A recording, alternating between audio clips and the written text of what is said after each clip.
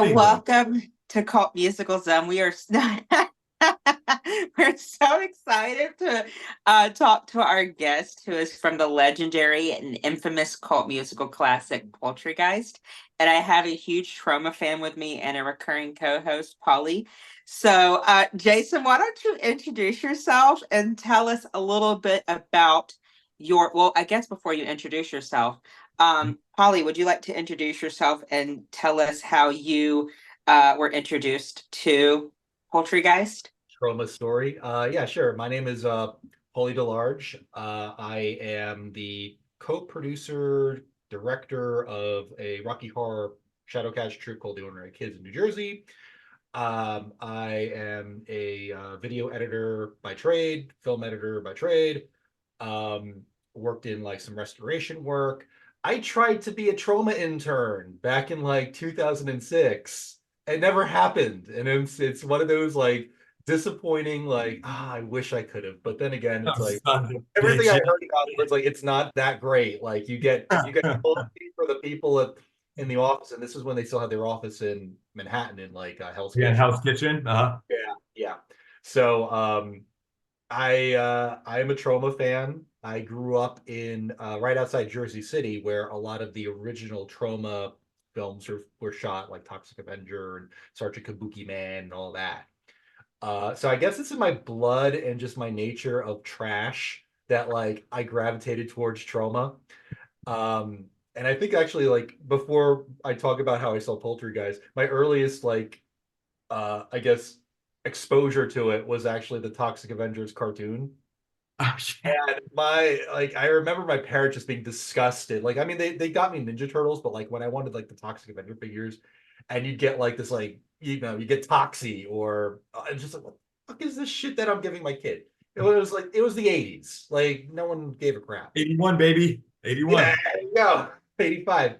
Um so my exposure to Poultrygeist came coincidentally at a horror convention in New Jersey in like I think 2007 2008, and Lloyd was there with his big setup with like these two gorgeous women peddling the DVD.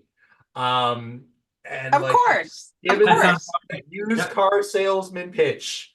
I didn't buy it, but a friend of mine did. And we watched it, and I thought it was probably one of the grossest things I've ever seen. I'd seen a lot of like foreign films that were pretty fucking nasty, and a lot of trauma films that were really nasty. And this was like, holy shit, like we are past the Rubicon here.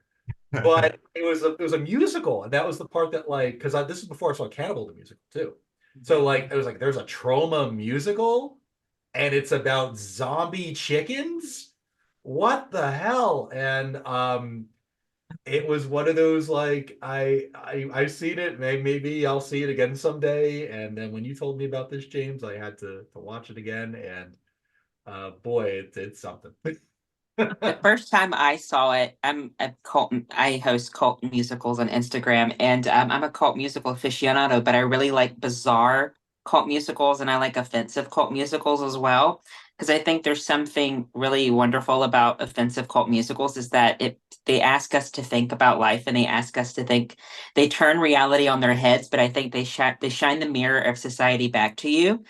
And so and the first time I saw Poultrygeist was probably 2010, and then I watched it for this rewatched it for this, and I was just laughing my ass off the entire time because I love how un-PC it is, and it reminds me, it harkens back to the early 2000s, the beginning of South Park and the beginning of Crank Yankers and all this really adult oriented humor to where everybody was the victim in these adult musicals and these adult comedies. Everybody's a victim. Everybody gets made fun of, which I think is great because it's equal in its mocking of society and of American culture. And I think Poultrygeist does something that's really original and really important, that it really like is American society captured in a film about zombie chickens. I think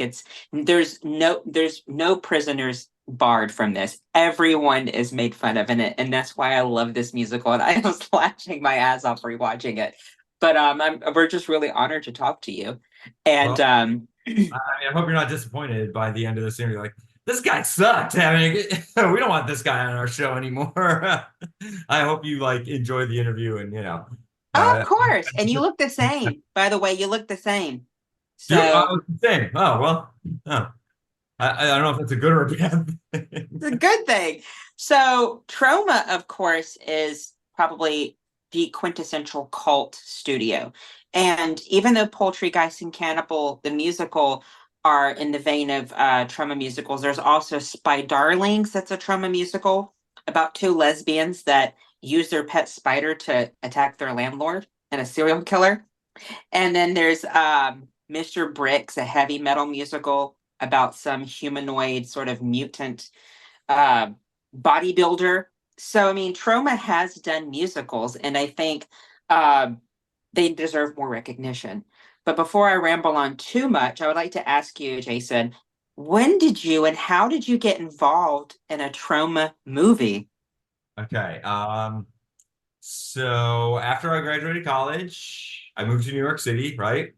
And I was gonna be an actor, right? I was gonna be a working actor. This is what I was meant to do. So every week, now this was back in 2003. All right, I'm gonna date myself a little bit. Every week, this little newspaper came out called Backstage. Have you ever heard of it? Oh, yes. Well, it probably moved to online now.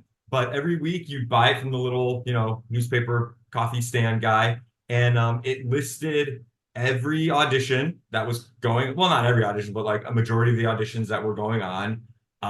And you know, as a brand new person to the city, as a brand new actor, I would go through and I'd circle, oh, that sounds like I could be right for that, or that might work for my type. And this is also back when there were still black and white headshots, okay, that you would mail in, snail mail, right? You had to put a stamp on it. Some people would be like, "What? Stamp? What's that? Post office?" So when I came across Poultrygeist, it listed for the character of Arby something that I would gravitate towards, right? Like kind of a nerdier guy, becomes the hero in the end. Got to be able to carry a tune. I mean, I would not consider myself like a singer. I'm not belting any solos out up on the Broadway stage, but I could sing for the for the most part. And so I was like, oh yeah, okay, I'll mail in my headshot. I'd never heard of Trauma, by the way, never heard of it. Just saw like we're doing this film, it's a horror film, you got to be able to sing, nerdy guy.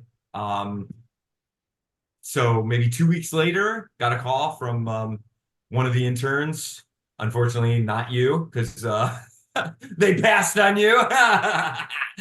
um, and he invited me down to audition to Hell's Kitchen, which we mentioned is where the old Troma studio used to be. And yeah, and I had like 9 callbacks, where every time I would go in, I would just do more sides, and I'd have to sing, and eventually after the 9th one, I believe that's when they offered me the role. So when I got the role and I called my brother, I was like, "Hey, Joey, I got this." That's my brother's name, Joey. I got this film. It's I never heard of it. It's this Trauma film. He flipped his shit. He couldn't believe it. He was like, "Oh my God, are you serious, Sergeant Kabuki, man?" Blah blah blah. He's like, "Wait until you see what kind of following this film company has." And I was like, "Yeah, that he's right. Some of the most loyal and dedicated and sincere and nice fans I've ever met." But that's how I got that role. I was just a working act, well, not even a working actor, a struggling actor. And that was my like, well, no, I take that back. That wasn't my first like project on film. My first project was well, I got cast in a Forensic Files. Do you guys know what this show is? Yeah. No. No, Forensic Files is another thing that has like a pretty legit underground following. If you know the show, they do like reenactments of crimes. Uh, in order to get that role, when that audition came out, they really just kind of cast you if you look like the killer. So for this particular episode, they were like, "Oh yeah, Jason, you look like this guy that killed his, I forget what it was, who I killed exactly, but you just had to look like the killer, and then you would do the reenactments of the crime scene. But that was really my first like television gig, and Poultrygeist was my first film gig. So when I called my brother to tell him about it, he was, I tend to ramble. So that's how Well, I got. Trauma has, Class of Nukem High, um, of course, Toxic Avenger, but I'm more on the musical side with Cannibal. And I didn't know that there was a Tromeo and Juliet, which Mhm. stars Will Keenan from, which we interviewed before, from The Ghastly Love of Johnny X, which is with Paul Williams is in it, and it's like it's very Trauma. It's a black and white rockabilly alien musical made quite a few years ago. But it does, and it's an underground thing, and I think it's because it's so independent. They're able to really be artistic and express themselves in a way that other studios can't. Um, I don't think money is an option, of course, and money is on the minds of every producer and every director. But I think Trauma is so special that I think it exists outside the parameters of movies and media because it's all about originality and it's all about being true to their mission, which is to gross out, to entertain, to shock, to scare, and to make you laugh.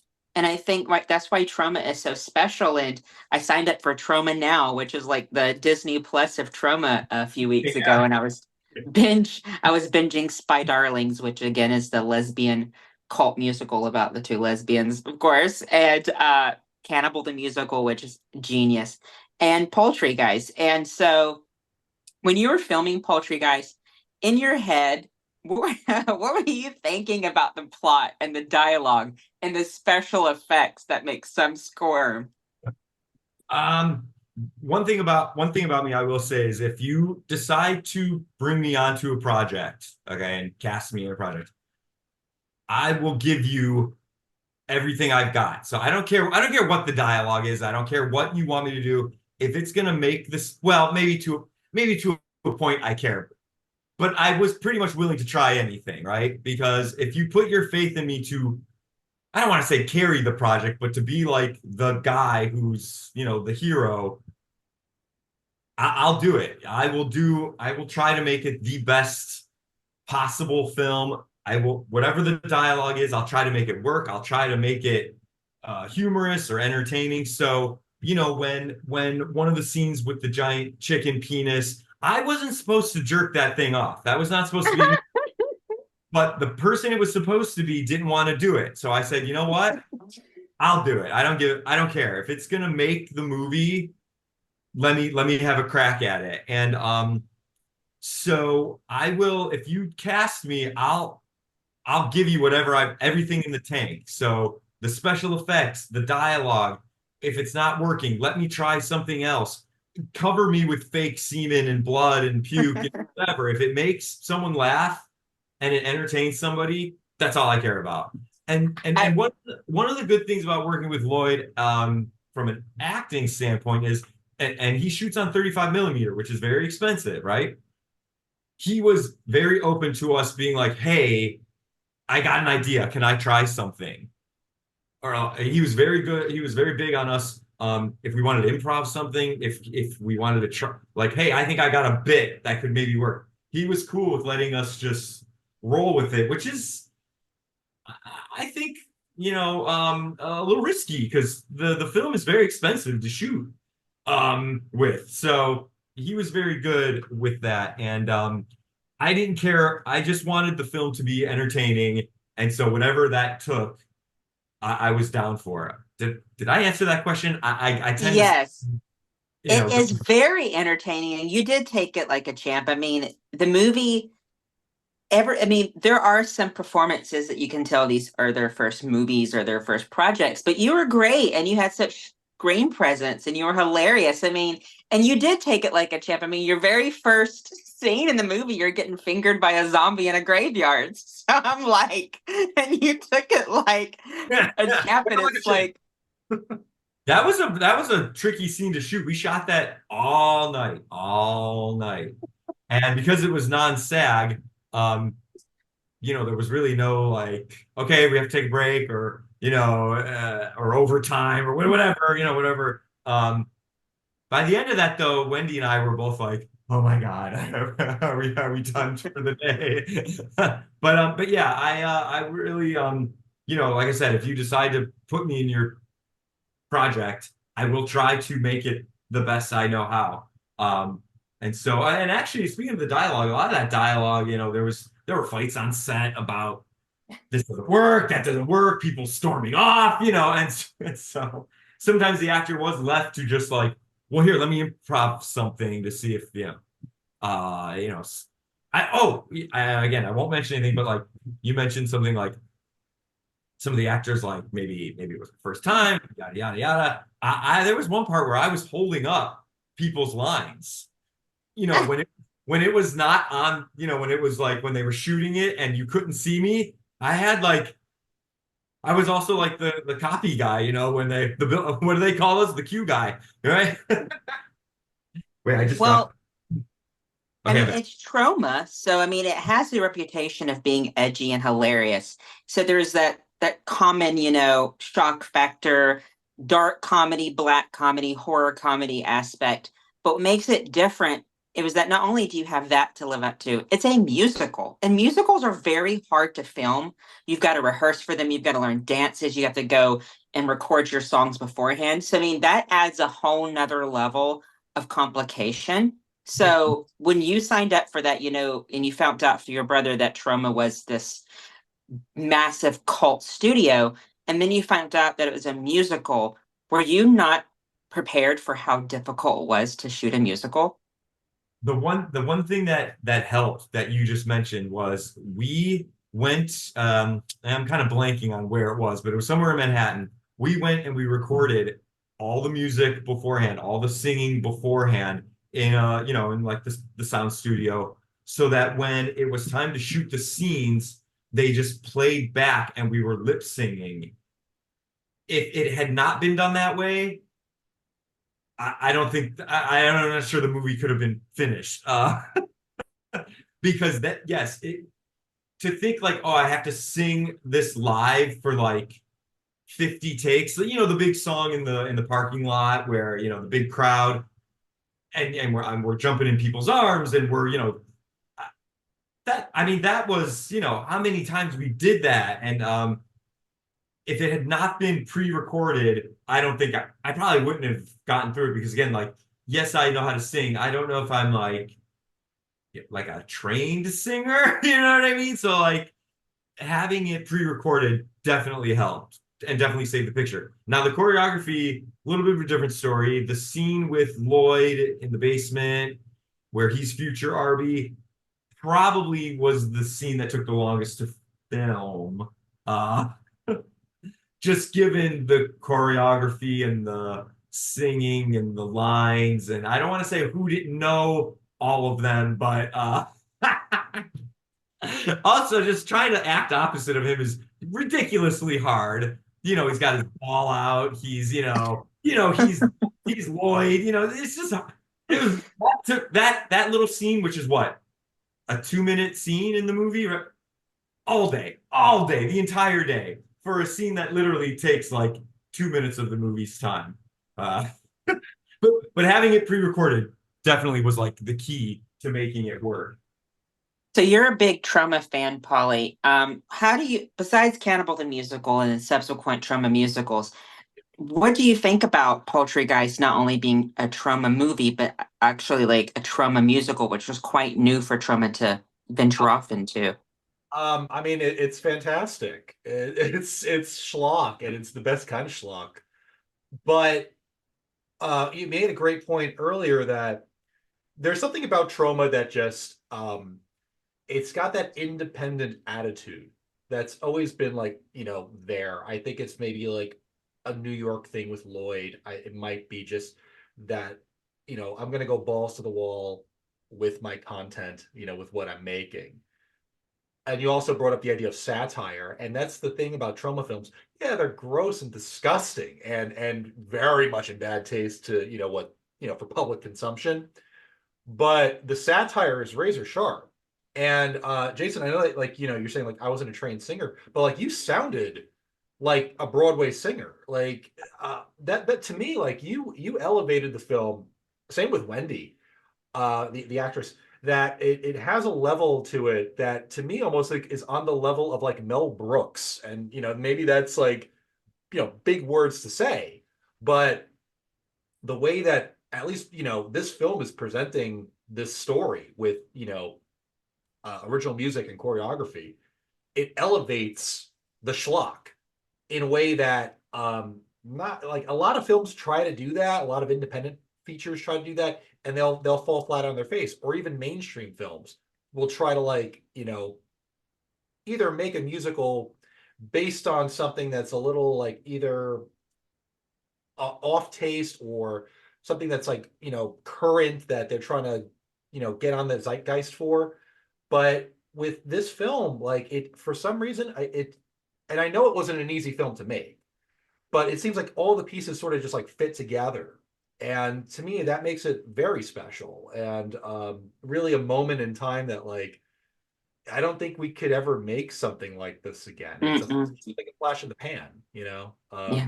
Well, But going back to something that you said earlier, was that it offends everybody. I talk about this all the time. Like it, and nowadays, I don't know. I don't feel like a lot of things that came out in the early 2000s and the late 90s. I don't think you could do them anymore. no, absolutely not. Absolutely not. Yeah. People Yeah. take themselves too seriously, and even John Waters, who was, the Pope of trash, he even became family friendly later, with Serial Mom and Crybaby and Hairspray. But I don't think Trauma has ever ventured into the acceptable. I mean, I think they progressed in certain ways, like that really kick-ass Spy Darlings musical. But other than that, I think it's great because I think the day that we stop laughing at ourselves and stop laughing, I mean, I always say to people, and I live over here in England, I always tell people every stereotype that you think about America is true, for good, for better or worse. I'm like, I tell people all the time, it's like, you really want to see real America, go to Walmart after midnight. That's America. And I'm like, and I'm proud to be an American. But like, it's the thing I love about Trauma. I mean, Class of Nukem High, I was watching it not too long ago and I was just laughing my ass off. But the thing I love about Poultrygeist as well is that everybody's made fun of. And everybody, and the things that's different about it is that everybody's in on the joke, which I Mhm. really, really like. And that's the kind of humor and satire, because there's a difference between doing like humor and satire where people sometimes who are doing the satire aren't in on it or they don't understand the satire. But a lot of the cult musicals that we love, like Shock Treatment, everybody is involved in the satire. They know what they're doing.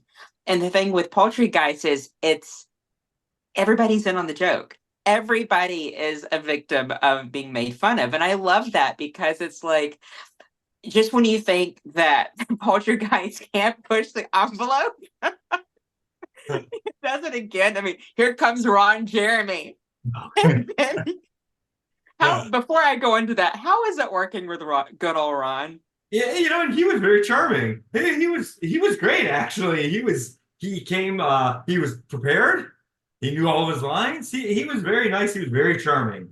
Um, he was, if I'm remembering correctly, he was with someone who was a little, his female companion was a little out there, I remember. But he was great. He was nothing but professional, actually. I mean, I did not have to hold up my lines, his lines for him. I'll say that. It was not him. It was not him. I've heard he's a consummate professional. I've watched some interviews with him and he seems actually quite intelligent. But the thing that I love about Poultrygeist is every single scene is more shocking and more un-PC than the next. Like just when you like a couple of my co-hosts that had watched, and they said that they couldn't even have a time to breathe, or they had to go take a cigarette break because every scene pushed them to their limits. And I loved that. It's because, just when you think that it couldn't get any more risque or hilarious, here comes the massive fat Jared from Subway guy. I love these type of movies. I I was love watching black it. comedy and horror comedy. I was rewatching that scene when I was having breakfast today. So, This is a um, movie.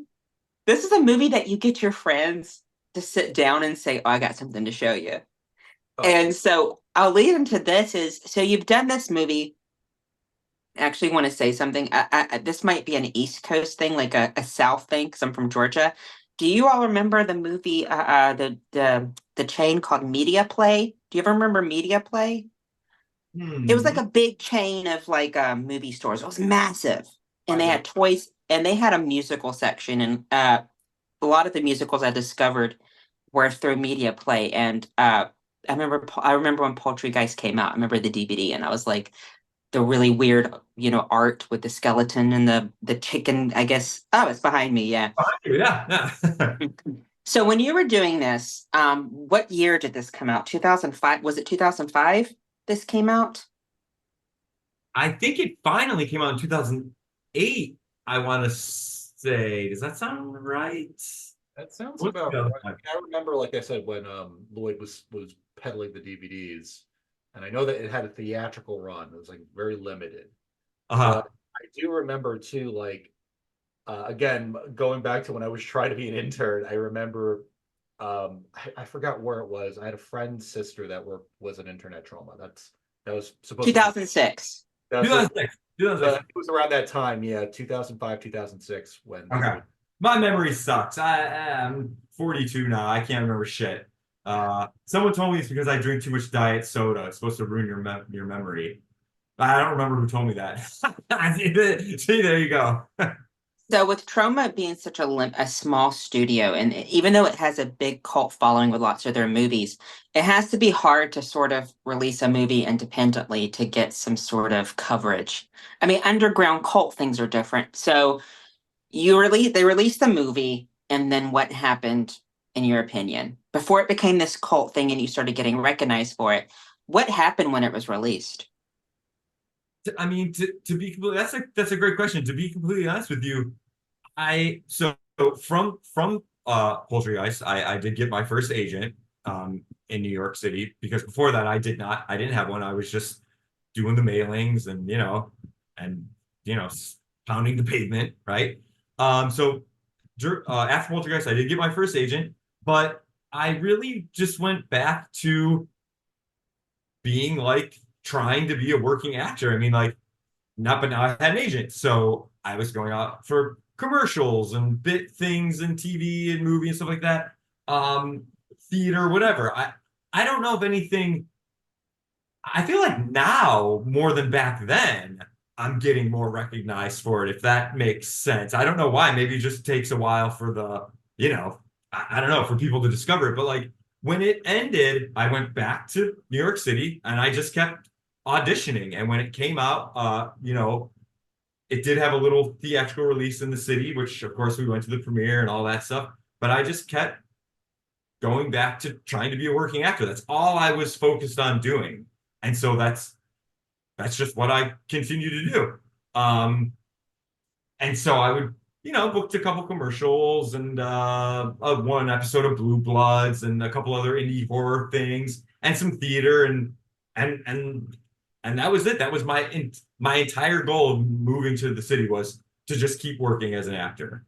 And I don't know if I think both of you guys helped because again, I got my first agent through that, and now I've done some horror convention appearances, and that obviously is kind of the like the main draw. Although now I'm peddling my books that I've written, which I think helps. Like I tried to reinvent myself creatively. That way, I'm not just Arby from Poultrygeist. Like I've tried to kind of reinvent who I am and some other things that I've been doing. But yeah, to be honest with you, I really was just the movie came out and I just continued to try to work.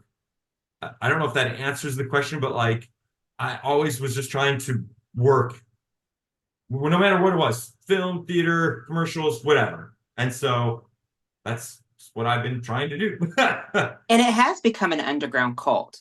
musical because it's always listed on like the 50 most bizarre musicals you've never seen, or like IMDb cult musicals. And it took me a while to come around to it to see it. And then once I did, I guess my sensibilities were different at 20 than at 33. Now I appreciate it so much more than I did. And so it is a cult thing, but I think it's separate than a lot of the cult musicals that we like, and that it goes the extreme that a lot of musicals, um, so like Polly can attest to this. A lot of the musicals that we love take themselves seriously, and that's why they're hilarious because The Apple, you know, or, Lost Horizon, these musicals that take themselves seriously, and we can laugh at the kitschy campiness of it. But the great thing about Poultrygeist is it doesn't take itself seriously. Do you have anything to say about that, Polly?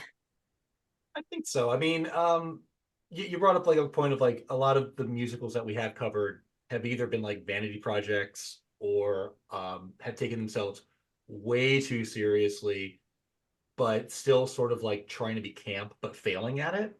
Yeah. And I think that's why something like Poultrygeist that we're talking about clearly like has its legs because it's unabashedly a trauma film at the end of the day that just so happens to be a musical, and everything about it has that trauma seal of approval that this is the way it is. And if you don't like what we make, who cares? Like we made it. um I have actually a question like in regards to how it's being seen now. It's on Tubi. So you have, I think, now like a generation that could find it much easier than having to find that DVD or go to a horror convention to buy a bootleg of it, if it's not in circulation. Do you think that streaming has helped in maybe getting the recognition for this film maybe a bit more for you, Jason? And I mean, do you see a benefit of that? Like I had mentioned, like it does seem that in the past couple years, I have gotten more people reaching out, like you two gentlemen. Hey, would you want to do a podcast or an interview, stuff like that? Would you want to come to this horror convention? And I guess maybe I never put two and two together. Maybe you're right. Maybe because everything is so accessible nowadays, and it is on you said Tubi, right? It's on Tubi, yeah. I was gonna say I thought it was free. There's so many now that They're all owned by Amazon. Tubi. Maybe that is what I'm. Again, I'm kind of like yeah. Because you're right. Now that you don't have to go, like if you don't go to a horror convention or a comic book convention, you may not have seen this before. You may have passed it up. But now when you're, you know, scrolling through all these streaming sites, you're like, oh, what is this? This looks kind of interesting. And so yeah, you know what? That's a very good point, actually. Maybe that is why um I've seen maybe like an uptick in people reaching out and stuff, which I love. I mean, hey, I love doing these things to talk about my experience. Now, I will say this: we didn't get any residuals for it being on these streaming sites. See, that's the thing I've always wondered, Okay. but that's the thing I've always wondered, but I'm too polite and southern to ask.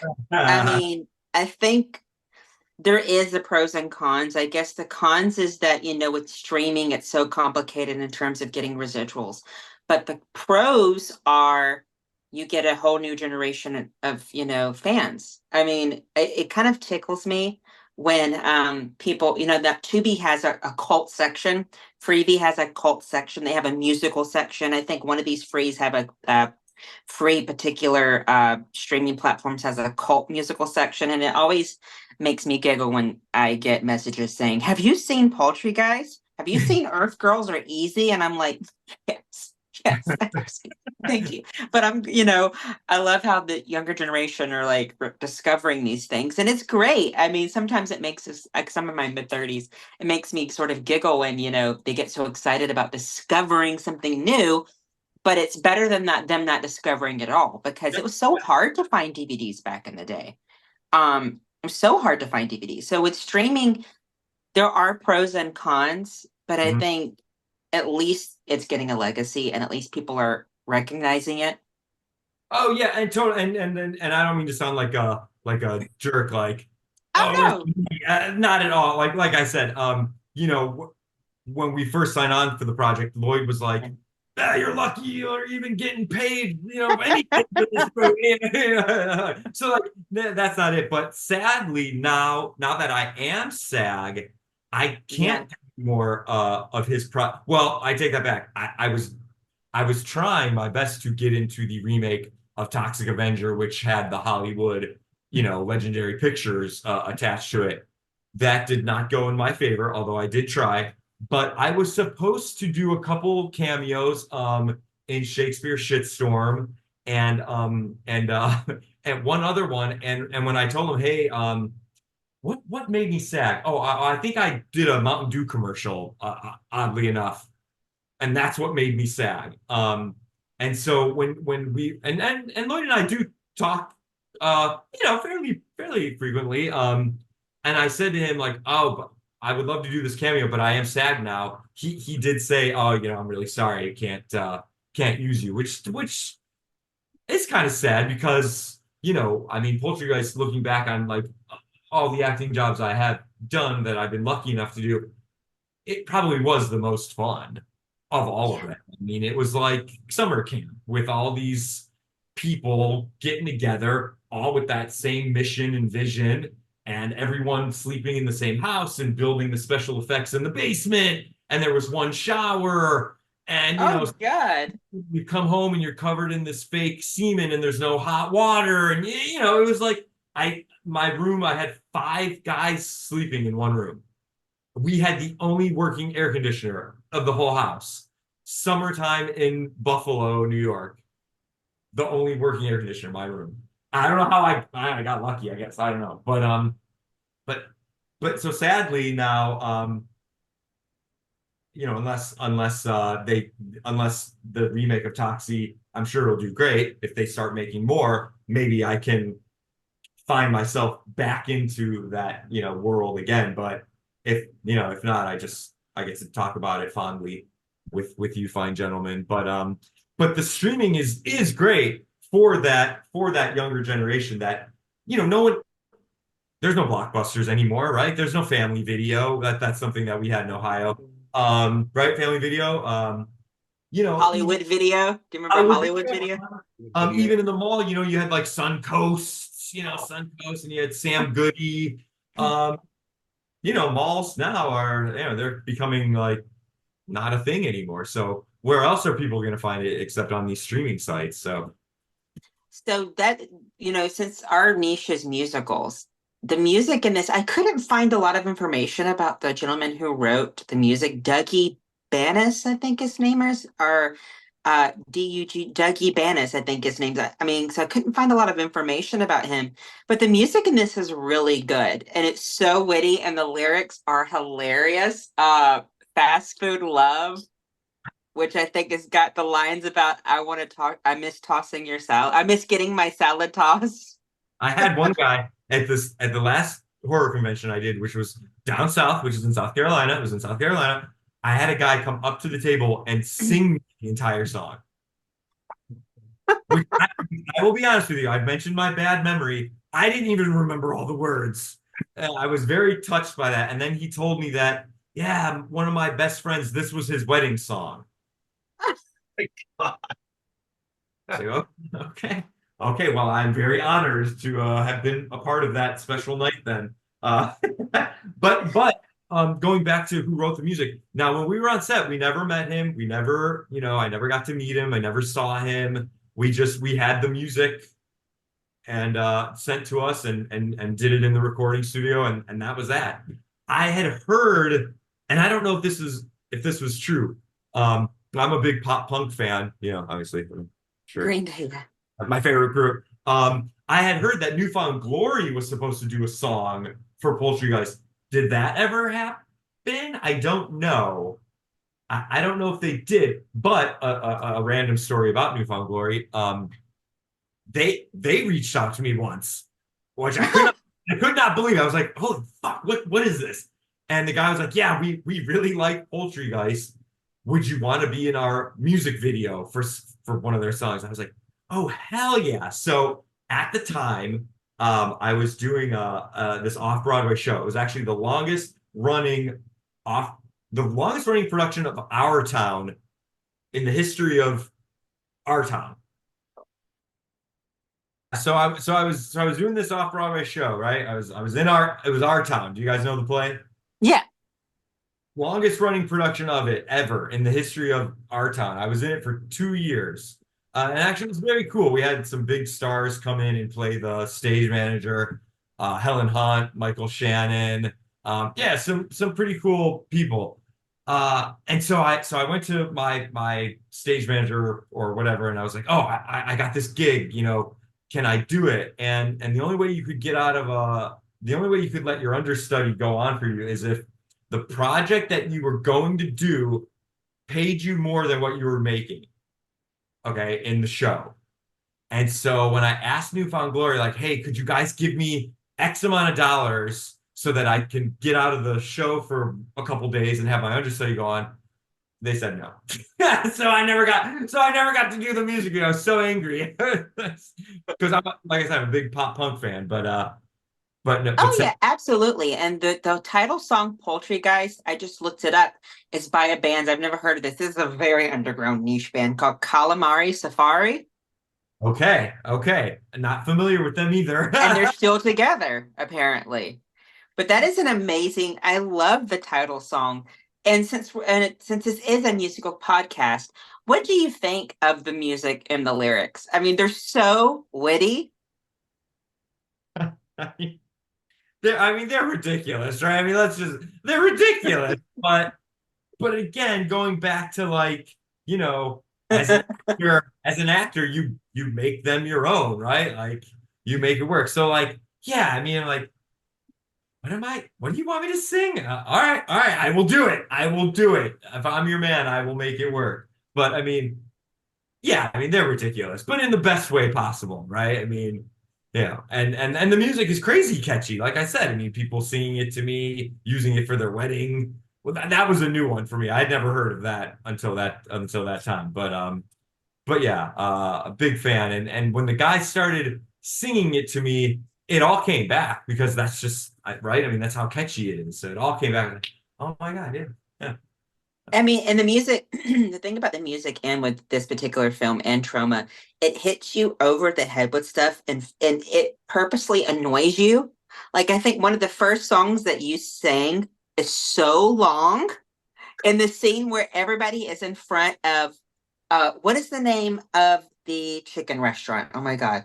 A chicken bunker. Yeah, the American chicken bunker. Yeah, yeah. Like you're singing this song and you have the extras that absolutely look like they're from an Alabama Walmart. I don't know where y'all found everybody. I mean, hey, it's diverse. I'll give it that. But and you have like clam protesting, It's right. Well, which so I love.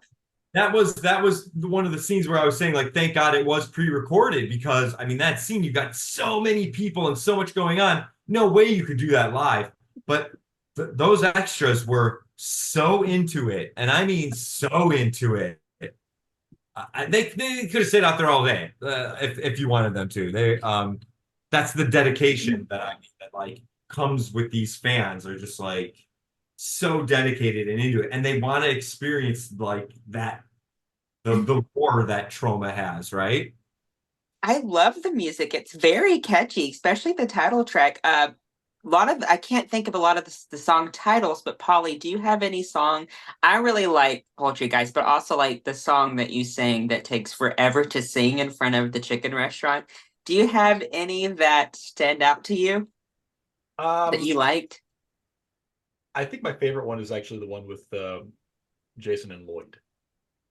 Oh yeah. Young, Which was yeah. the I hardest thing to shoot.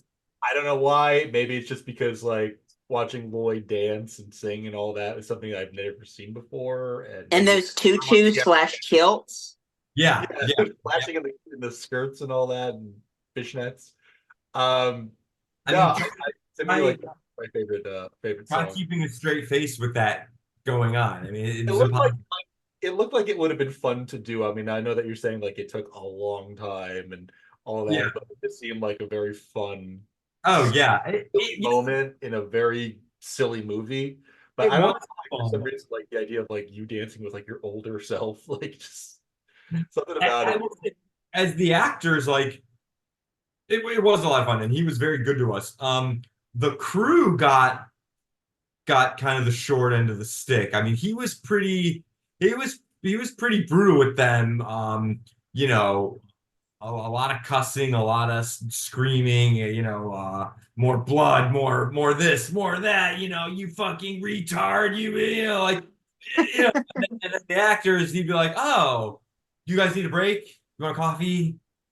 Fuck you, yeah, where's my blood? And then he'd be, oh, you guys wanna go to get some food or yeah, it was interesting to see, but people wanted to work on that crew. I don't think anyone on the crew got paid. I Well, don't I think. say like I remember I watched the making of Uh-huh. documentary. Huh? That a lot of the volunteers came from out of the country. You had people coming from like Europe to work on film, and to not be paid, to live in a old converted church. I believe it was a church that was used Yeah. as like your home base with There was, one working bathroom, yeah, 40 people living in it, working like 20-hour days in the middle of the summer to do this. I yeah. mean, you either have a mental illness or you're really dedicated, or you got both. That's what To I'm talking about. That's what I'm talking about. I mean, the people were like in it to win it Yeah. and A they, question about like the extras too. During the musical number, like you have a lot of those extras, and I'm presuming a lot of those were locals. uh, Also, were they also like given the makeup to like be the zombies? oh Uh, yeah, oh so yeah. And they subjected themselves to also this torture of getting feathers and grease paint and all sorts of shit put on them. Because they wanted it. They that's wanted it. That's amazing. To me, this almost feels like it's not even like I would even say like an independent feature. It's a student film gone amok.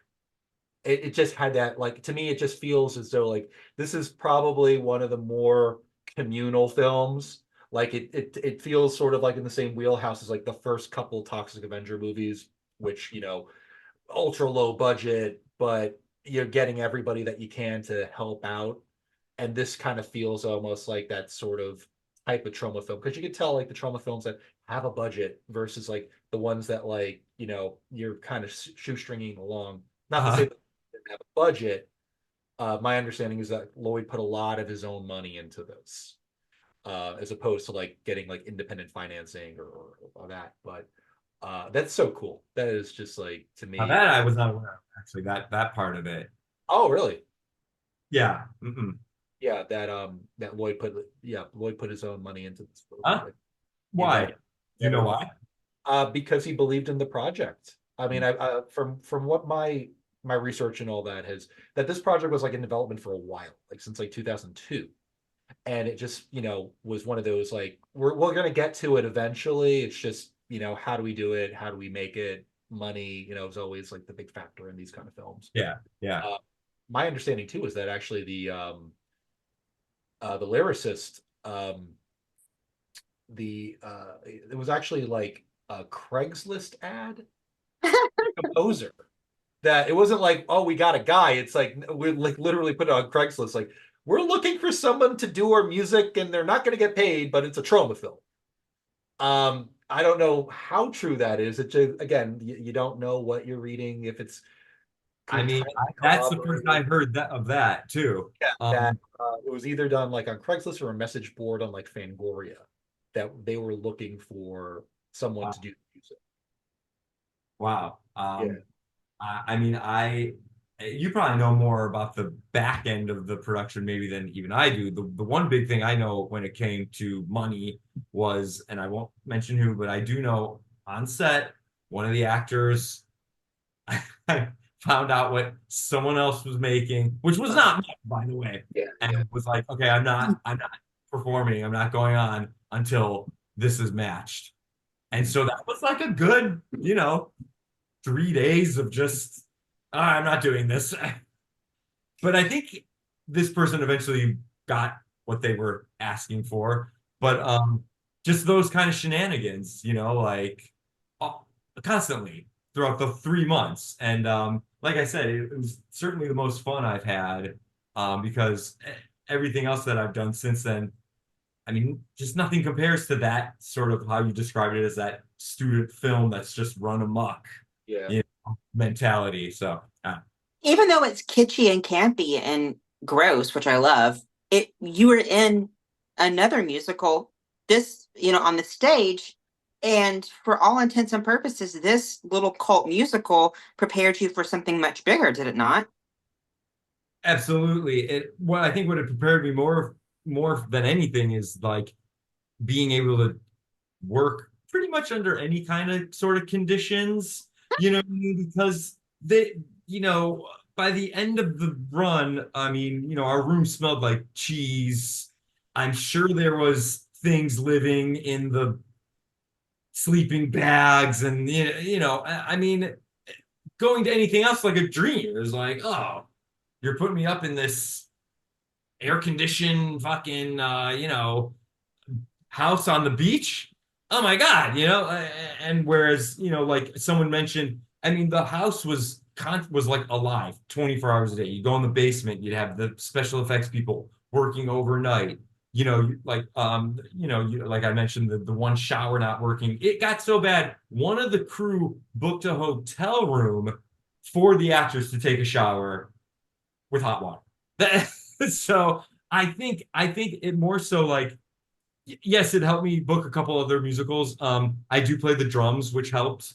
Oh, Um, cool. uh, Helped me book a few of these Buddy Holly story productions because they need a drummer who can sing, which is, can be kind of tricky to find maybe. But just the conditions during the filming is just like now everything else just feels like, you're at this five-star hotel, no matter what it is. I think it really prepared me more for just to be like able to just roll with whatever comes up, because so much stuff came up. I don't know how true this is. I heard one of the people who was doing security overnight at the location, the bunker, got mugged and like almost stabbed, you know? I do know, so I think it more so just kind of prepared you for, okay, I can do that. I can work on anything. The way that you describe Lloyd sounds like a lovable but bipolar, grumpy grandpa. Is that a good analogy? There's a reason why he's known in like the fan community's Uncle Lloyd. Right. He's known as Uncle Lloyd for a reason. Y'all had great chemistry. He he is so nice, allowed us to play with whatever we wanted to, come up with anything we wanted to. Um, Very understanding to the actors' needs. I think some of the things that you see that I'm describing is like, he still has this movie to make, and as crazy as it is, like it still needs to be done. There's still like a job to do, and so that's his way of getting everyone on board. And I did hear in an interview that he did say maybe that wasn't the way to direct a movie. I certainly enjoyed it, and I always thought like, oh, that's what people are coming like. That's why they want to work with him because of this, like you said, this kind of bipolar, screaming at everyone in one instance, and then the next instance, like getting the actors like whatever they need to make them feel comfortable. That's a good just Uncle Lloyd, my bipolar uncle. Yeah. So I have a couple of questions for you. The first question is, so all this has come and gone, it's become this cult thing. Do you feel the love of the cult community now with horror films? I'm a horror fans and cult musical fans. Do you feel the love from people now? Absolutely. Like I've said, the fans, I think, are the most dedicated and loyal fans you'll ever see. I've been starting to do the horror convention circuit and to try to peddle my books. And people will come up to me and just talk about like how much this movie means to them and oh my God, like I got a tattoo of it, because of and it really I don't think I realized what what I was getting into, but like I definitely feel the love from the horror community, like I've never felt before. It's just the people are just so into it. You've never seen a group of people just so into something. Polly can attest to this. Cult musical fans are on a whole nother level. And they live, eat, breathe, and sleep whatever cult musical or cult musicals they're devoted to. It's as if they really immerse themselves in that world and sort of have they become obsessed with it, which is not a bad thing. I think it's escapism at its greatest. I That want to ask about your books, but Polly can attest a bit about cult musical fans and how they are just and why that is. Yeah, I mean, in terms of like cult musical, the biggest one is Rocky Horror Picture Show. I run a cast with my wife that performs Rocky Horror Picture Show like twice a month in New Jersey. We go to national conventions. I've been to Berlin to do Rocky Horror Picture Show out there.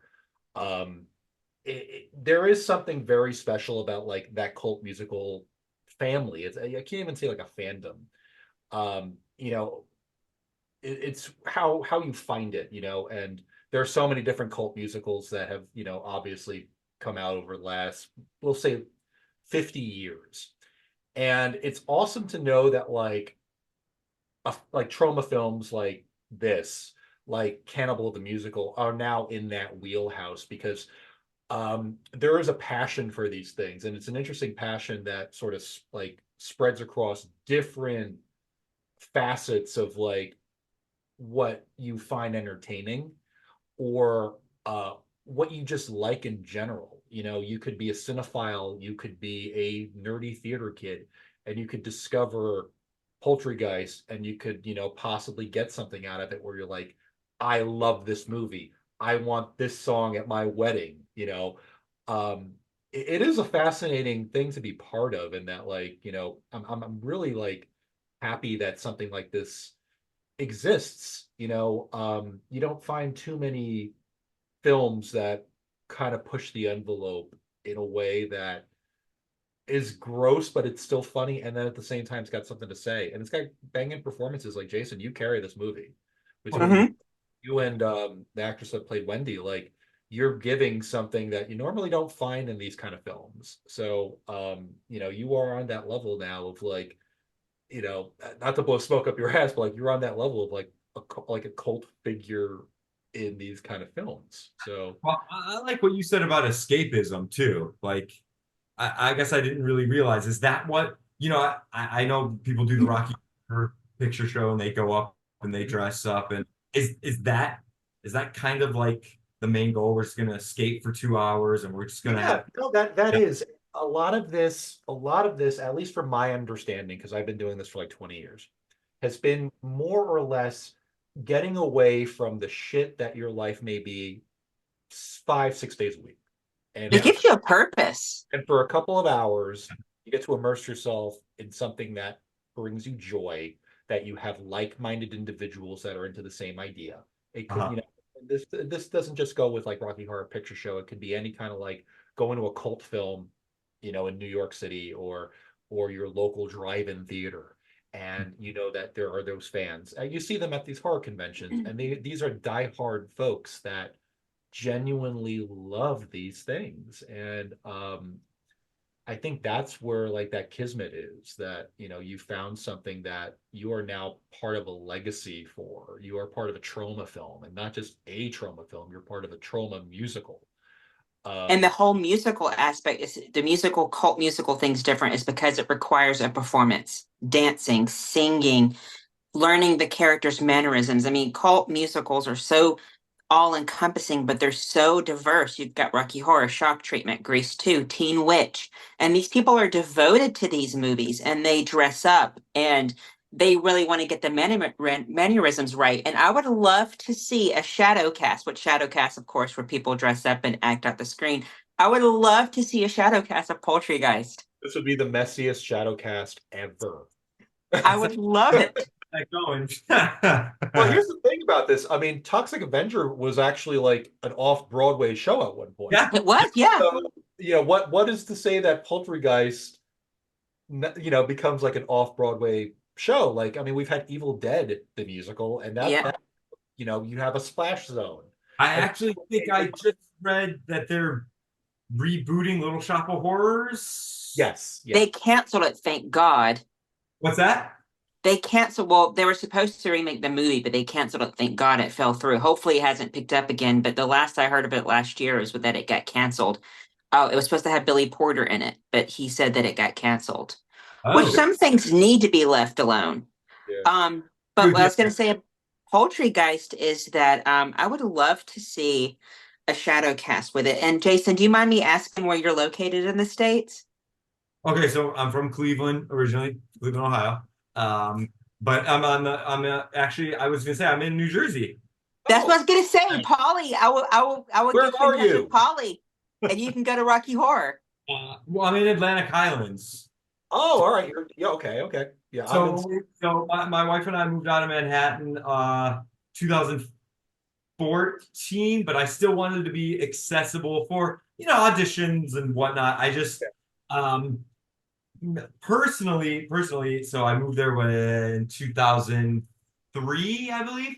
I was there for 11 years and I was just a little tired with the crowds. I'm not a big crowd guy.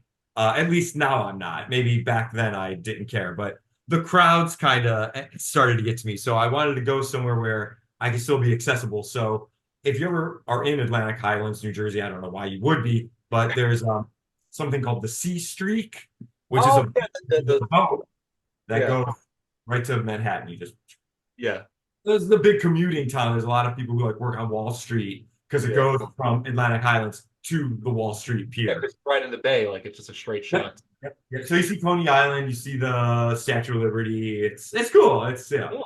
yeah. I'm just talking to a couple of Yankees. Yeah, right? Yeah, but I love the South. I've been to Savannah, Oh, which I love. So in one of the productions of Buddy Holly's story was in South Carolina, and on one of our days off, we drove down to Savannah. Oh, amazing! Such good food. I Such want to good. hear about your. Oh yeah, of course. I want to hear about your books because I looked them up and I'm really excited to read them. But the first that we usually ask this question. So a lot of musicals, we've come up with names for musicals, fans that follow musicals, like Shock Treatment has their own fan names. For Grease 2, we came up with co-writers. And I don't want to throw you a curveball, but if you had to name the cult that followed Poultrygeist, what would you name this little niche cult that followed it? What do you mean? Like they have like a name that they're given? So like Grease 2, we say the Cool Riders because of the song Cool Rider, Best Little Whorehouse, the Chicken Ranchers. You've got the Earth Girl or Easy. I think they called them the Whip Blocks and the Zebos. Polly helped me out with other cult names that would follow something. The Shockies for shock treatment. Shockies, yeah, yeah, So what Shockies. would you what name would you come up with for Poultrygeist? I have some. I have one, but I want to see what yours would be. Maybe the taco bumpers? I, maybe that is kind of. I was gonna say the Arby's, but Oh, totally well, the taco bumpers. uh, I could see somebody with this becoming a bigger cult thing is like, proud cosplay member of the taco bumpers. What do you think, Polly? The chicken chokers. oh, Oh yeah. the chicken chokers. All right, I like that one. Let's go with that one. Yeah. So you are part of something. So many horror fans that I reached out to. I forgot today was St. Patrick's Day. They were so excited. They're like, "Oh, tell Jason I love him. Tell Jason blah blah blah blah blah." All these horror blogs. So you're part of some, not only a big cult musical movie, but a big horror cult movie, and you have taken your experiences being that, and you started writing comedy horror books. Correct? If you want to tell us about that. Yeah. Now I don't know. Are we on a time limit here? No, you're good. Um, the books. The books. Okay. I'm gonna take it to a little bit of a more serious level now. Okay. So as an actor, sometimes the jobs just don't come, right? Sometimes you audition, and it just does not go your way. So there was a point where I was not getting anything. And I went out for some some good shit that I still haunts me to this day. One of them was a Marvel thing that, I mean, I did not get. And if you make it into the Marvel universe, that's it, right? Like I feel like you've reached the top. Um, so that didn't go my way. The remake of Toxie didn't. So I found myself at a little bit of a low point, really, in my acting career, right? And I was seeing somebody about it because, this is all I've known, right? Is auditioning and performing, and that's all I've ever done, right? Since high school. The minute I got to high school and I got into Godspell as a freshman, that was the first thing I was in was Godspell the musical. That's all I've done. That's all I've done has auditioned and done projects. Luckily, I've been lucky enough for that. But I found myself at a point where just I was not getting anything. And so the therapist I was seeing said to me, look, I'm going to throw you a challenge. If you're telling me you're supposed to be doing something creative and nothing is working for you, no one's answering that door that you're knocking on, you have a choice. You can either wait by the phone and be miserable, or you can create something for yourself and redefine yourself. And so I took that as a challenge. And I said, okay, you're right. Nothing's really going my way. I need to do something creatively to kind of like grease those wheels, right? As a creative person, as you guys are, you got to grease those wheels, right? And so I said, I've got a really interesting idea about a story, about a book. I don't know anything about writing. I was a horrible English student. I was not that great of a student in general. Not that I was a troublemaker, but yeah, my attention span was not great in school, right? But I said, I don't give a shit. That's what editors are for. And I started writing. And I have to say, writing these books, it's a trilogy now. I'm on the last one. I'm working on the last one currently, has changed my life. Best decision, best thing that I've ever done was to take his advice and to try to create something for myself, especially in the age of Instagram and social media, where a lot of people are getting discovered creating their own things, right? Now, I'm a little bit older. I'm a little bit of the old school generation. I mentioned the black and white headshots. I do have social media. I'm not awesome at it. So that was not really an outlet that spoke to me, but writing did. And I've taken it and it has changed my life because I do it every day. It's great for the mental health. It's great for the creative wheels, keeping them going. And that's kind of how the writing took shape. I kind of had to make a choice do I wait for my agent to call me or do I try and reinvent myself and create something on my own? Do you have And any that's to hold up to the camera? what's that? Do you have any to hold up to the camera? And don't worry, we'll plug it when we post I, this. I do actually. And so that's kind of where that came from. And what I'm most proud about the books are, oh wait, I'm not sure if you can see this.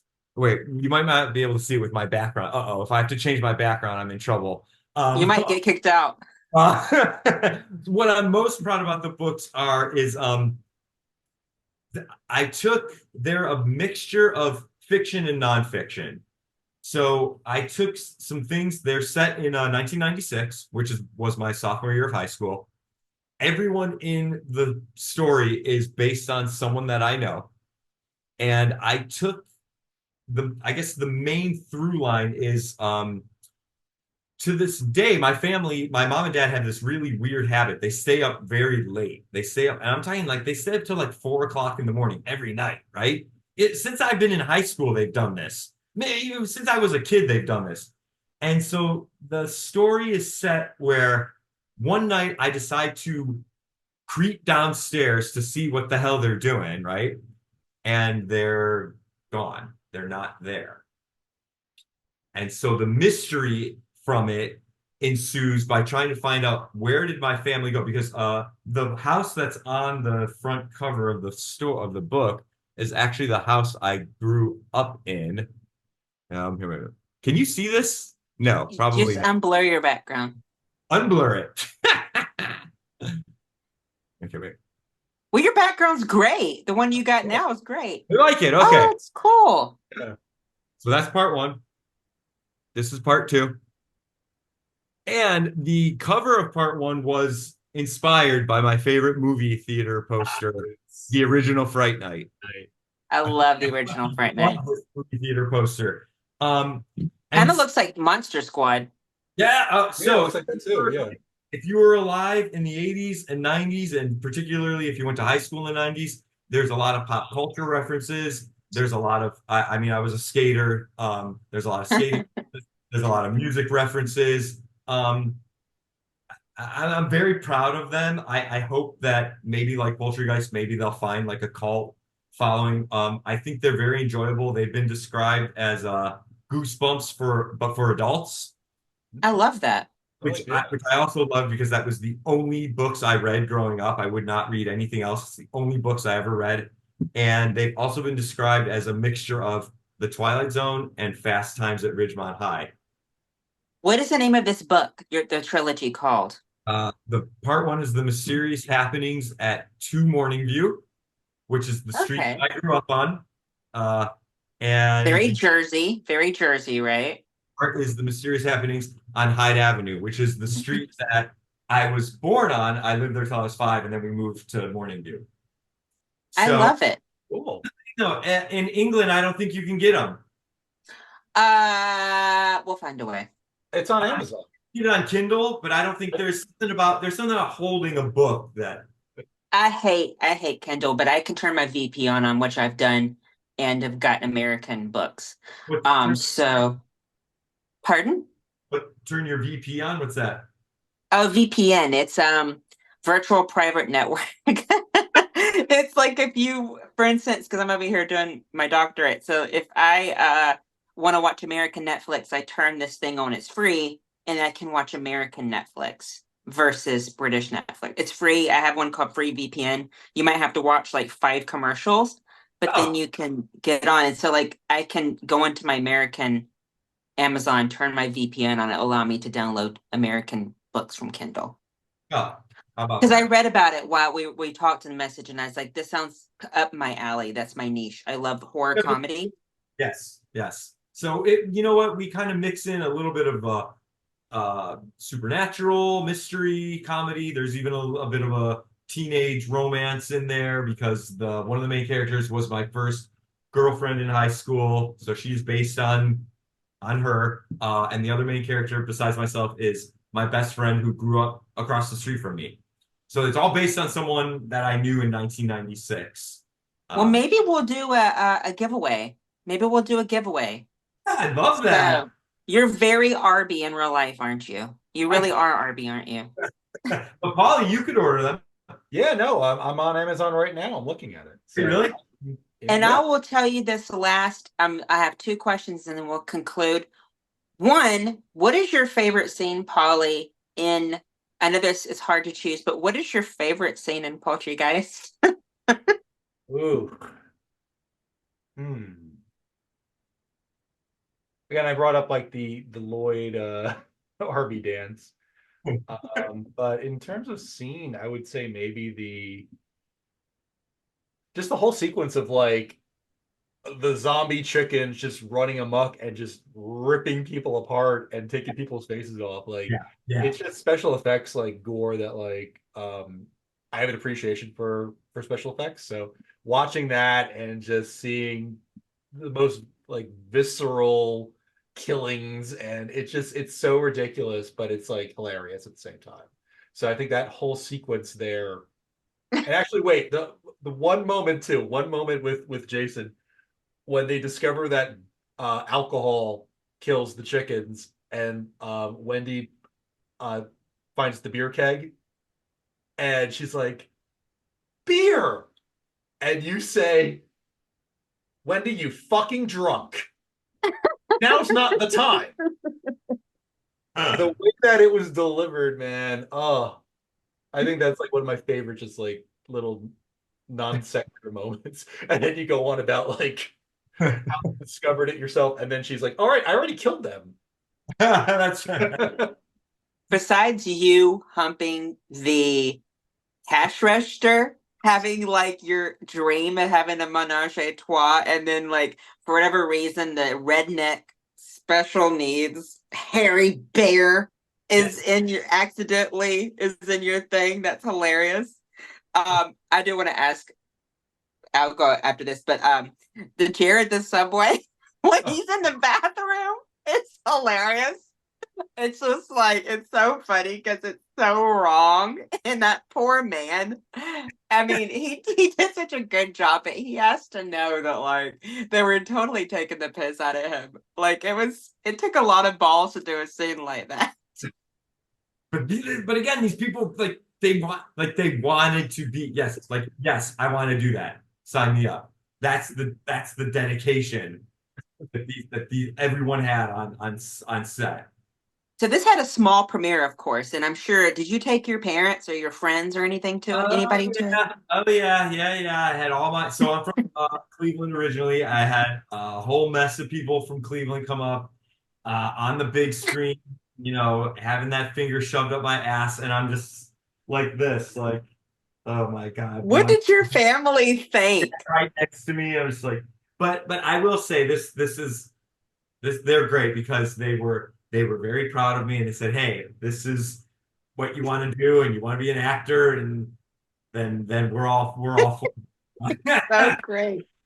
It's so great. And I just wanted to see like your family and your friends near you and your, everybody that you love watching this with you and just the things that you have to sing and the things that you have to do and the lines that you have I to was like deliver. this most of the time, just like I didn't want to, you know what I mean? Like,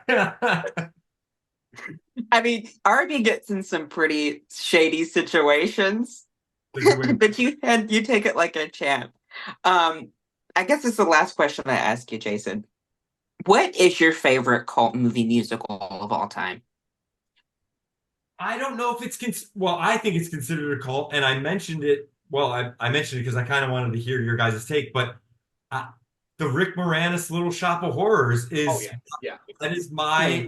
that's my when I was growing up, my cousin and I, he was, we'd watch it, and he's actually in the book too. I changed everyone's names, but we'd watch it probably every day, and he always said like, "This is that's the role that you're going to play one day." And Seymour, I was gonna I've Oh say, yeah, I can yeah. totally see have that. never been in it, and I remember one of my first auditions in New York City was the Broadway production of Little Shop of Horrors, and I just went in for whatever. I don't, I would have taken, garbage can number one, right? I didn't care, because yeah, I forget who the star was that played, the main role, but yeah, which is why it's funny you mentioned like some things should be left alone.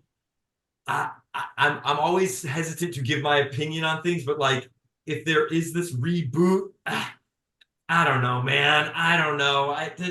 That's my favorite. I mean, that's my favorite. To answer your question, that's my favorite. But like I could to see you go being off on a Seymour. tangent, like some things just need to be left alone. Like if they try to redo Labyrinth, I'm gonna lose it. I think I'm gonna lose my mind. The fact that another favorite movie of mine growing up, which I mentioned in the book constantly, was Ghostbusters. I, the one with the all female cast, I refuse to watch it. I refuse to watch it. I didn't even care if it was a reboot, a remake. Though all of those women are so talented, they could have come up with their own supernatural, fighting story. They didn't have to, they didn't really have to mess with Ghostbusters. It stands alone. It doesn't There's a need reason any. why they brought the originals back. Right. Yeah. Yeah. I mean, it doesn't need anything like, and I don't want to go, probably Well, people you just, can sing and you can dance and you look like Seymour. So even if there's like, a local production of Little Shop, because it tours everywhere and there's local productions, I could totally see you as Seymour. So you're destined. We're putting that in the universe right I'm not now. sure I have the vocal range anymore. I'm old. I'm 42 now. I don't know if I've got the vocal range, but You do. well, thank you. But that's my I mean, you can't replace Steve Martin as the dentist. I mean, you can't get any better than that, right? With Bill Murray and Steve Martin, like in the dentist scene, like you can't top that. You cannot top it. One year I'm gonna go as the dentist. I think his name's Orville, isn't he? I want to Yeah. go as Orville one side, and I want to go as Or Audrey on the other. yeah, And so when he's like split, and he's like, "What?" that's a cool idea. That's good. Holly, do you have any questions for Jason or any further comments? I just want to thank you, like, for bearing it all for this movie. Like, you can feel like this is a hungry young actor. He's going to do everything that he can. First 5 minutes of the movie, finger up the ass. All right, we're in for a trauma film. No, seriously, like, you've been a pleasure, and really, just it's great to get your insight. Was an okay guess? And, Of actually, course. I have one thing. I don't know how true it is. I just read this. Um, did you know about, like, this whole controversy about the DVD? Uh-uh.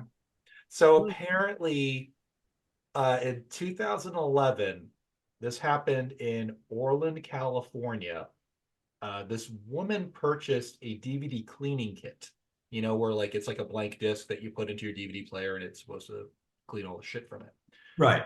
Apparently, that disc was not just any disc. It was Poultrygeist. What? So somehow Poultrygeist got mixed into a DVD set. And this woman apparently watched the movie and freaked out about the movie and calling it a triple X rated movie. Even though it was already prepackaged, it wasn't like somebody, like, decided to, like, I'm gonna fuck around and just put Poultrygeist in this thing. No, this thing came from a factory. So somehow Poultrygeist, a copy of it, got sent to a packaging facility for a DVD cleaning service. Like, And it was sealed and labeled yeah, as it was sealed, the whole thing. And Okay. she sued the warehouse that, like, No way. it got dismissed because nothing was going to come of it. But yeah, Okay, no, that is the so first that's time. like one of the weirdest things that I just read about this movie. Wow. Wow. Yeah. Makes you wonder why she watched the whole movie, you know? Yeah, exactly. Like, why would you just continue to watch this thing? Like, I mean, the first scene when the finger goes up, I mean, there it is, like, yeah. kind of toned for. It should be like the quotes are, it was horrifying. It's a triple X movie. Like, that should be on the next, like, if they ever do a re-release, those should be like the quotes that go on the Well, cover. I feel bad. Has I Lloyd started this morning. has Lloyd ever said anything about doing other subsequent media with Poultrygeist? Do you know if he ever had another idea? I keep hearing rumblings of a sequel. Now, I don't know how true that. I don't know how true that is. I don't know how true that is. I've heard it. You hear rumblings. I don't know if that's true or not. I don't know, but I'd be interested to see where Arby is now. I don't think I could play him though, because of the whole SAG thing. Unless Legendary Pictures picks it up. You know what? If you get the prestige, version of Poultrygeist with Peter Dinklage in it, and Eh. I'm curious. What do you guys think of the remake of Toxie? Is that out yet? Did I miss? I don't know if it's out, but Is this supposed to be? It's supposed to be a musical, isn't it? No, I don't. No, I think it's supposed to be almost like a Chris Nolan realistic, like, Toxic Avenger. I can't stand I don't know Christopher how Nolan. Hey, I'm sorry, I he's an can't Oscar winner stand now. Christopher Nolan. I know, but I can't stand Christopher Nolan. I'm sorry, like something happened, and I'll edit this out if y'all want me to. Something happened in the after like Poultrygeist and stuff when movies started taking themselves so seriously. I cannot sit through the Dark Knight series. I think that was the death of Batman. My favorite Batman's Batman, Batman Returns, Batman Forever, and Batman and Robin. Batman's supposed to be campy. It's supposed to be over the top. And I think movies take themselves so seriously nowadays. It's like, I don't want a serious Toxic Avenger. I don't want a serious Poultrygeist. I don't want, I mean, that's why a lot of movies need, like, Little Shop of Horrors, everybody was in on how campy and kitschy it was. And they know to him, like Bill Murray getting off on getting dental work.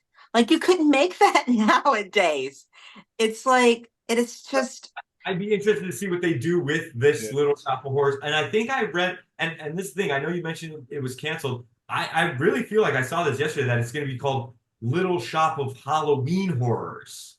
Ugh. Oh no. well, I'm sorry. I didn't Oh, Google this. I could be wrong. What do I You're know? But probably right. yeah. I actually just read about the Toxic Avenger remake. It did come out, and it is it's not like a serious version. It is, I think it's more or less that they got well-known actors to commit to doing this. So it is basically like uh, Peter Dinklage, Kevin Bacon, yeah. Elijah Wood.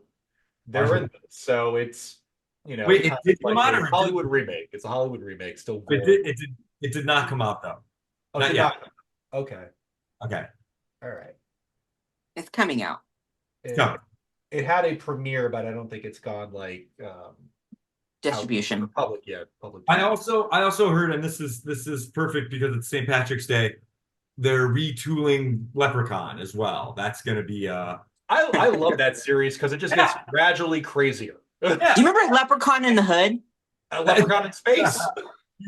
So that's supposed to get a reimagining as well. So It's I gonna be don't, like a Blumhouse probably. I'm looking yeah, at it where they sort of like make it a little. It's like a legacy sequel. I I guarantee don't it's know. So Well, we are so thrilled that you took the time. It meant a lot to us, and people are going to be elated and over the moon because so many people. I reached out to a lot of horror blogs, and they're like, "Oh my God, I can't make it, but tell Jason we love him. Poultrygeist is great. It's gross. It's sick. It's amazing." And I'm like, "Yes" to all of those. oh well, that's very touching. That's nice to hear. I'd be interested if you guys read the books on your thoughts. If you do read them, and maybe you can edit this part out. That way, No, no one knows that I'm asking you to do this. Maybe you could give it a little review, hopefully a positive one. of course, If not, I understand. But of course. but I'd be interested to hear your take on it too. And I think it would be both up both of your guys' alleys. It is a trilogy. I'm working on the last one as we speak. As we speak. So. yeah, Of awesome. course. And if you ever want to chat shit about some cult musical you haven't seen, you're always welcome to come back and chat shit with other people that we have on. Okay. Oh, I appreciate it. I'm really sorry for the little Wi-Fi fucking, I, I don't understand. I'm horrible with technology. The powers that be don't want Poltergeist to be seen. That's I what's don't going know. on. For the longest time, I didn't know what a hashtag was. I was like, why is everyone putting that number sign in front of words? Like, and now I don't even think hashtags are a thing anymore. I don't think you do it now. Do you? Hashtags? Hashtags? They're still a thing. They're still there. Yeah. Well, now we have to Help worry. they help drive you to like specific, topics. Well, now TikTok's going to be banned soon, or at least Oh I yeah. heard. So, We're living the thing, and that's the last thing I'll say. The funny thing about cult musicals, especially Poltergeist, is that it's funny because we're living it right now with like censorship and things like that, and the proprietor, the owner of the chain. It just like everything's so funny because it's so realistic, and you have to laugh at reality. And I think that's the whole point of Poltergeist and the whole point of these other cult musicals is that you have to laugh at yourself because if you can't laugh at yourself, the world's quite grim. So Poultrygeist is like escapist viewing because it's hilarious, because it's true. that is a good button on how to end that. That was very good. That was well said. Thank you so much. All right, so we'll be in touch. Yeah, guys. Yes, absolutely. Uh, now, I'll send Polly y'all's your way since y'all are both in the same neck. Y'all's in the same neck of the woods. now wait a minute. You said Yeah. you're North Jersey, right? Yes, yeah. I'm by if you know like Sparta, that area, like Well, I northwest. mean, I've heard of it. I've never been up Yeah, there. yeah. Yeah. You're here, I'm here. I have a tattoo of New Jersey on my. Oh yeah. All right. So I am Here's Atlantic Highlands. I'm by the tentacle. So You're up here. right there. That's me. That's you. That's So me. this Yeah. is this, and then I'll let you guys go. So on my back, I have Ohio, which is where I'm from, right? Mhm. And then this has been like my journey in life so far. So, I lived in Manhattan. Then I moved to Jersey, right? So if I ever move again, I'm gonna bring the treasure. It's like a treasure map, right? Yeah. I'm gonna bring it over to here. Someone said, "Oh, what you should do is you see these little like notches, right?" They were like, "Oh, like that's like the on the map, right?" They were like, "Oh, well, if what you should do is get it from the state of Ohio on your back and have it go All down." the way down. I'm not cool Just enough. don't move to Mexico. I'm not cool enough to have, I think something go like you know how That's a in commitment. Yeah. From Yeah. Dusk Till Dawn, George Clooney has that really awesome, Yeah. and he looks cool with it. Yeah. Nah, nah, You're a man. You could have like an Indiana Jones like treasure, that that would like in not work movies that for like me. he travels and you see the And map. I will never get a neck tattoo either. That would not work for me. All right. Anyways, I'll let you guys go. I Thank appreciate you. it. This was fun. Thank Appreciate you. Bye bye.